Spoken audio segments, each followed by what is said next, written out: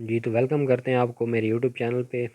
तो आज न्यूज़ीलैंड ने भी 440 कर लिया है, 2 रन्स की उनकी लीड हो गई है। बड़ी पैथेटिक किस्म की कप्तानी रही बाबर आज़म की, उसके बारे में बात करेंगे। इसके अलावा जो बॉलिंग थी बिल्कुल ही बहुत ही मायूसी हुई देख के। मेरे ख्याल में पाकिस्तान का ये सबसे कमज़ोर तरीन बॉलिंग अटैक है, तो इसके बारे में बात करेंगे। इसके अलावा जो रमीज़ राजा जो स्टेटमेंट्स दे रहे थे कि इतने एक्सपेंसेस हुए थे नजम सेठी के पहले टेन्योर में और हमने इतने कम किए हैं, उसके बारे में आईपीसीबी ने एक लंबी चौड़ी क्लैरिफिकेशन दी है और बड़ा गुस्से का इज़हार किया है रमीज़ राजा के इन बयानात पे। तो उसके बारे में आपको बताएंगे कि उन्होंने क्या कहा है।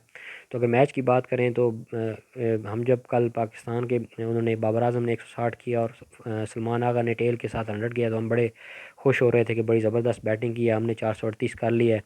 लेकिन जब उनकी बैटिंग फिर देखी कल, 165 फॉर नो लॉस था उनका। जब उनकी बैटिंग देखी तो पता चला कि ये तो पिच ही बिल्कुल ही सीधी है, फटा है, तो इस पे हमने बैटिंग करनी थी, कोई भी इस पे आके 100 कर जाएगा। तो ये था। बाकी जिस तरह की बॉलिंग नुमान कर रहा था, मतलब उसको रफ आप मिला हुआ है, लेफ्ट हैंडेड के ऑफ स्टंप पे रफ मिला हुआ है, बिल्कुल ही काली हुई है पिच। उस पे आपको रफ पे वो खींच खींच के बॉलिंग कराया जा रहा है। जब आप स्पीड से बॉल करोगे तो ना टर्न होगी ना बाउंस मिलेगा आपको, खींच के बैट पे मारे जा रहे। जब रफ में होती है टर्न आपको तब मिलती है जब आप स्लो करते हो या फ्लाइट करके थोड़ी सी बॉल करते हो। ठीक है, जब जो ब्रार है वो भी थोड़ा सा तेज़ कर रहा था, उसको भी स्लो करनी चाहिए, लेकिन वो आपका यंग प्लेयर है, वो सीखेगा। लेकिन नुमान अली तो इतना पुराना प्लेयर है, डोमेस्टिक में इतना खेला हुआ है, लेकिन उसको पता नहीं क्या था, वो तेज़ तेज़ बॉलिंग कल भी करता रहा, आज भी उसने ऐसी तरह किया है। उसको इस पेज पे ज़्यादा विकेटें मेरे ख्याल में लेनी चाहिए थी, उसने सिर्फ 2 विकेटें ली हैं, 137 रन उसने दिया है 44 ओवर में। तो इस तरह बाकी अगर बात करें पिच की तो कल जो थी पहले थोड़े टाइम के बाद सीधी हो गई थी। कल पूरा दिन वो पिच बिल्कुल अच्छी खेली खेली है, आज भी आधा दिन जो था वो ठीक थी। उसके बाद रफ बन गए थे दोनों साइड्स पे। उसके बाद पिच जो बॉल जो रफ में पड़ रही थी वो टर्न हो रही थी, डिफ़िकल्ट हो गई थी पिच खेलने के लिए, लेकिन हमारी बॉलिंग और फिर हमने 4 चांसेस भी उनको दे दिए। तो इस वजह से जो है बाकी हमारी बॉलिंग भी बिल्कुल उस लेवल की नहीं रही। स्पिनर जिस तरह आपको मैंने बताया कि उस तरह की पेस या उस तरह के उन्होंने कोई, बाबर आजम भी उनसे बात नहीं करते। कप्तानी की अगर बात करें तो वो खड़े रहते हैं साइड पे चुप करके। आज थोड़ी देर सरफराज ने कप्तानी की है जब बाबर आजम बाहर थे। वो कह रहे थे कि फ्लू की वजह से वो नहीं आए फील्डिंग पे, तो थोड़ी देर उसने बैट की कप्तानी सरफराज ने। तो उस वक्त इंटेंट नज़र आ रही थी, बार बार वो बॉलर्स के साथ कम्युनिकेट कर रहे थे और बात कर रहे थे, जिसकी वजह से लग रहा था कि प्रेशर बैट्समैन पे वो डाल रहे हैं। तो वो थोड़ा सा बाबर आजम इसकी बहुत कमी है। ठीक है, वो अगर एक पार्टनरशिप लगती है तो फिर भी उसका वही अंदाज़ रहता है, और विकटें अगर आपने ले ली हैं जल्दी तो फिर भी उसका वही अंदाज़ रहता है। तो उसको थोड़ी सी चेंज करने की ज़रूरत है।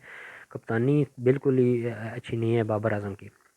और बॉलिंग की अगर बात करें तो एंड पे जो है क्योंकि नेशनल स्टेडियम में पिचेस जो प्रैक्टिस है वो ज़्यादा हैं साइड पे, तो उसकी वजह से बॉल रफ हो जाती है और एंड पे फिर रिवर्स स्विंग होना शुरू हो गई थी। लेकिन रिवर्स स्विंग क्या होनी है, हमारे पास बॉलर ही नहीं है उस तरह का। मीर हमजा हमने खिलाया, उसकी 128 की स्पीड है, तो उसने क्या रिवर्स स्विंग करनी है। इसके अलावा वसीम की भी 135 की है, 135 36 की।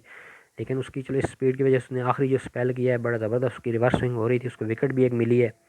और आखिरी सेशन में पाकिस्तान को चलो 3 विकेटें मिल गई हैं, वरना तो उनके 4 ही आउट थे, 3 आउट थे, उसके बाद 3 विकेटें मिली, अब 6 आउट हो गए हैं। तो आखिरी सेशन थोड़ा सा बेहतर रहा है, लेकिन बॉलिंग की वजह से बड़ा डिसअपॉइंटेड हुआ है देख के कि इसके अलावा जो और स्टैट एक आ रही है सामने के, हमारे जो फास्ट बॉलर हैं उन्होंने लास्ट 3 टेस्ट मैचेस में सिर्फ 1 विकेट ली है। तो ये बड़ी डिस्टर्बिंग स्टैट है मेरे लिए हमारी, क्योंकि फास्ट बॉलर हमेशा से अच्छी रही है, हमारी बातें होती हैं पूरी दुनिया में कि फास्ट बॉलिंग अच्छी है, लेकिन ये तो बिल्कुल भी स्टैट अच्छा नहीं है। ये मेरे ख्याल में आपकी सिलेक्शन इसमें ज़्यादा जिम्मेदार है। पर इस टेस्ट मैच में आपका जो मेन बॉलर है आप देख लें, उसको इब्रार था आपका। ठीक है, अब जो मैच बंदा था 3 मैच खेला हुआ है, वो आपका अगर मेन बॉलर है तो आप अंदाज़ा लगा लें कि आपकी बॉलिंग लाइनअप कितनी वीक है। तो ये बिल्कुल आज सामने भी आया, देखा भी है कि उसकी उसने विकटें आज नहीं 2 ही ली हैं उसने भी 45 ओवर में। तो उसके अलावा कोई बॉलर जो है इतना ख़तरनाक नहीं लगा, एक्सपीरियंस है ही नहीं। आप मेरे ख्याल में इस मैच में आपको अगर कोई और चलो नहीं था तो हसन अली को ही खिला लेते। इस तरह की जो लो स्लो पिच होती है, थोड़ी सी लो, उसकी बॉल स्किड करती है और अंदर आती है, तो उसको मेरे ख्याल में इस टेस्ट मैच में होना चाहिए था। रिवर्स स्विंग के लिए भी वो मेरे ख्याल में ज़बरदस्त है, उसकी पेस भी इन दोनों से थोड़ी सी ज़्यादा ही है। तो ये सिचुएशन है अब मैच की। बाकी जो बाबर आजम हैं उनको मेरे ख्याल में कप्तानी जो है बैट्समैन, एज ए बैट्समैन उनसे हमारी कोई गिला नहीं है, बड़ी ज़बरदस्त बैटिंग करते हैं, लेकिन कप्तानी में हमें बहुत से तहफ़्फ़ुज़ात हैं उनके लिए। और पिच की कंडीशन भी आपके सामने। बाकी रमीज़ राजा और सेठी की जो बात मैं कर रहा था, रमीज़ राजा काफ़ी दिन से बयान दे रहे थे और मीडिया पे भी खबरें चल रही थी कि बहुत ज़्यादा एक्सपेंसेस नजम सेठी ने अपने पहले टेन्योर में किए थे, जबकि रमीज़ राजा ने बिल्कुल भी इतने नहीं किए।